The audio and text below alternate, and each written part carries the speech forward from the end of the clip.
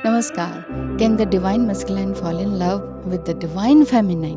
First, क्या सबसे पहले डिवाइन मस्कुलाइन डिवाइन फेमिनाइन से ज़्यादा प्यार करते हैं, पहले प्यार करते हैं, पहले अवेकन होते हैं? यस, एग्जैक्टली ऐसा ही होता है।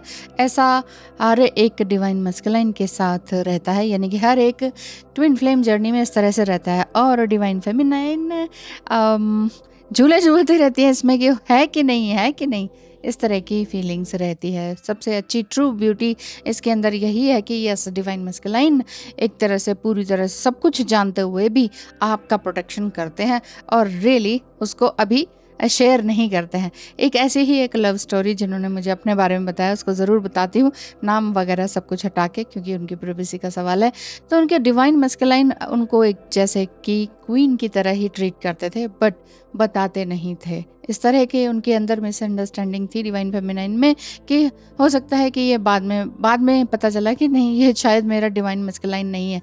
लेकिन कहीं ना कहीं उनका दिल जानता था कि हाँ, ये तो कुछ ना कुछ कनेक्शन एक बहुत ही खूबसूरत वाला है, जिसमें कि अलग से रियलाइजेशन होती है। वो दोनों ही मैरिड हैं, लेकिन दोनों एक दूसरे में इंटरेस्टेड भी थे, लेकिन और एकदम से ऐसा नहीं लगा कि वाकई इंटरेस्टेड है। हाँ, सम टाइम ऐसा भी उन्हें फील हुआ कि शायद ये ना वुमेनाइजर है, क्योंकि बहुत सारी वुमेन फ्रेंड्स हैं उनकी हैं, तो उनसे ज़्यादा ही अटैच्ड रहते हैं। तो इसी तरह से किसी कॉन्सर्ट में या किसी त्योहार के दिन जब वो मिले, तो उन्होंने कहा कि डिवाइन फेमिनाइन ने कहा कि नहीं नहीं, मैं तुमसे बात नहीं करूँगी क्योंकि यू आर ए वुमेनाइजर। तो वो उन्हें खास बुरा नहीं लगा, लेकिन हाँ, उन्होंने बात थोड़ी सी कम करनी शुरू कर दी थी कि ये मुझे इस तरह से समझती हैं। तो वही बात है कि फिर धीरे धीरे उनका, जैसे उनका कुछ कॉन्सर्ट का बाहर रहते हैं वो दोनों, ये मैं पहले बता दूं, डीएफ एंड डीएम एनर्जी, ठीक है ना, और मेल और फीमेल बॉडी का ही उसमें चल रहा है ट्विन फिल्म जर्नी में। तो उनका क्या था, कॉन्सर्ट था जिसमें कि उन्होंने लीड करना था, डिवाइन मस्कुलाइन ने लीड करना था। वो जस्ट देखने के लिए आई थी, तो उनको कोई आइडिया नहीं था इस तरह से कि इतने सालों बाद ऐसा कुछ हो सकता है कि नहीं, क्योंकि ये कोई 4-5 साल पहले की बात थी और अब उन्होंने मुझसे शेयर की थी। तो उन्हें ये लगा नहीं कि शादी के इतने साल बाद इतना सब कुछ हो सकता है। तो और क्या कहते हैं कि डिवाइन फेमिनाइन ने डिवाइन मस्कुलाइन से कुछ प्ले करने के लिए पूछा कि तुम क्या प्ले कर रहे हो? तो उन्होंने कुछ बताया नहीं हो, क्योंकि पहले उन्हें पता नहीं था डिवाइन फेमिनाइन को, वो कुछ लीड रोल करने वाले हैं, कुछ म्यूज़िक शो था वहाँ पर, तो लीड रोल करने वाले हैं, ये उन्हें बिल्कुल भी नहीं पता था। तो उन्होंने कहा कि तुम्हें क्या आता है, तुम कुछ नहीं है, ये वो। तो मतलब कुछ इस तरह से टोन कसी डिवाइन फेमिनाइन ने, तो वहाँ पर वो डिवाइन मस्कुलाइन को कुछ खास लगा नहीं और उन्होंने कहा कि पता नहीं, ठीक है, okay, she is playing like a crazy.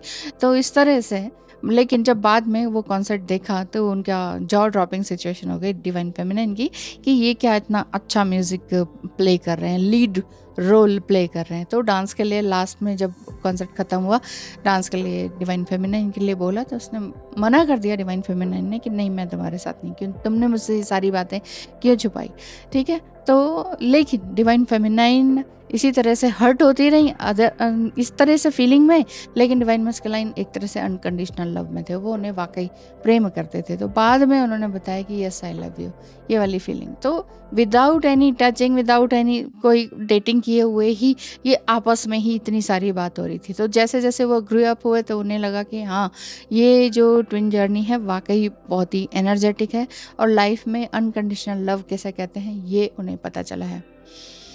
ऐसे ही डिवाइन मस्कुलाइन को भी लगा कि मैं अपने आप में बीइंग अ मैन खुश हूँ। डिवाइन फेमिनाइन ने कहा yes, I am happy being a woman. But धीरे धीरे उन्हें पता चला कि हाँ, एक लव एंड अनकंडीशनल लव ज़रूरी है, जिससे कि डीएम एंड डीएफ का जो रोल है लिटिल बिट फ्लिप होता है, यानी कि अनकंडीशनल लव में डिवाइन फेमिनाइन आ जाती हैं, जिसमें कि दोनों का बैलेंसिंग होता है। मतलब मस्कुलाइन एनर्जी उनके अंदर जागृत होती है। ये नहीं कि जस्ट शक करना, रोते रहना, तकलीफ में आना, वो बोल क्यों नहीं रहे, वो क्या कर रहे हैं, इस तरह से।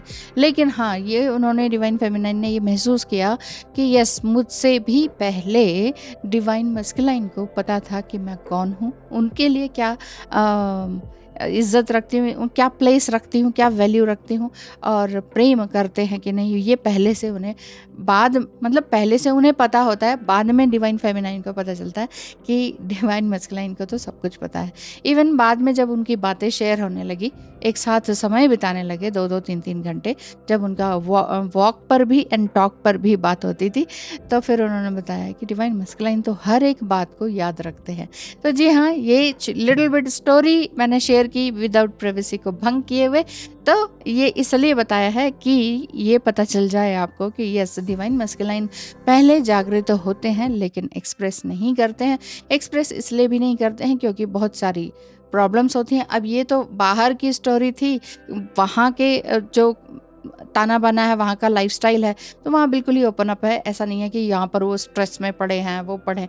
यहाँ इंडिया में हर समय कोई ना कोई स्ट्रेस में ही पड़ा रहता है, चाहे माँ बाप हों, बच्चे हों या उनके भी माँ बाप हों। ये वाली बात रहती है। किसी को किसी न किसी तरह का स्ट्रेस लेने की एक आदत सी बन जाती है कि किसी को पढ़ाई का, किसी को पढ़ाई ना होने का, किसी को शादी का, किसी को शादी हो जाने का, हो जाने के बाद, नहीं होने के बाद, रहता ही है। स्ट्रेस को लेने की हमारे अंदर आदत होती है बजाय कि प्रॉब्लम्स को फटाफट सॉल्व करने के। तो ये कोई सिखाता नहीं है, तो पीढ़ी दर पीढ़ी चलता चला जाता है और हम वैसे ही तकलीफ में आते रहते हैं। वो डिपेंड करता है कि आपने कितना अपने आप को जागृत किया है। लेकिन हाँ, 2002 से भी बहुत लोग जागृत हुए हैं और 2020 से तो बम्बार्डिंग हुई है। 2023 में, इस साल में, यानी कि बहुत से divine feminine and masculine energy जागृत हुई हैं, जिन्हें पता लगने लगा है कि वाकई हम ट्विन फ्लेम है। वो अलग बात है कि कुछ मिसअंडरस्टैंडिंग में भी है कि हाँ, हम ट्विन फ्लेम है और वो उसका कुछ अलग ही मीनिंग निकाल रहे हैं, कुछ अलग ही फेयरी टेल में रह रहे हैं कि वाह कितना अच्छा लव रहता है। ये बहुत ही रोलर कोस्टर वाली राइड है। अगर आप रोलर कोस्टर एकदम हाई और एकदम लो, ये लाइफ में हर बार सहने के लिए तैयार हैं, तो इसमें इस चीज़ को, इस कॉन्सेप्ट को समझने की कोशिश करें। अदरवाइज ये कोई फैशन नहीं है, कोई फेरी टेल स्टोरी नहीं है, रोमांटिक एंड सेक्सुअल जर्नी नहीं है। इस चीज़ को समझ लीजिए, क्योंकि इसमें अपने आप को निखारना होता है, अपनी ही एनर्जी को बैलेंस स्टेट में लाना होता है, यानी कि टोटल ट्रांसफॉर्मेशन जब होगा, तकलीफ़ और पेन तो होगी ना। अगर तकलीफ और पेन झेलने के लिए तैयार हैं तो इस तरह की वीडियोस देखिए, नहीं तो आजकल हर किसी को ऐसा लग रहा है कि हाँ, हम ट्विन फ्लेम हैं। तो थोड़ा सा सोचें, समझें, विचार करें और फिर इस जर्नी में आगे बढ़ें। और बड़ा ही वैसे खूबसूरत जर्नी भी है, क्योंकि ये इवेंचुअली आपको खुद से मिला देती है ये चीज़ें। तो जी हाँ, एंड में समअप करती हूँ कि डिवाइन मस्कुलाइन का आपसे पहले प्रेम होता है, खुद से पहले वो आपसे पहले ही जागृत हो जाते हैं, एक्सप्रेस बाद में करते हैं। ठीक है, थैंक यू सो मच, मिलते हैं नेक्स्ट वीडियो।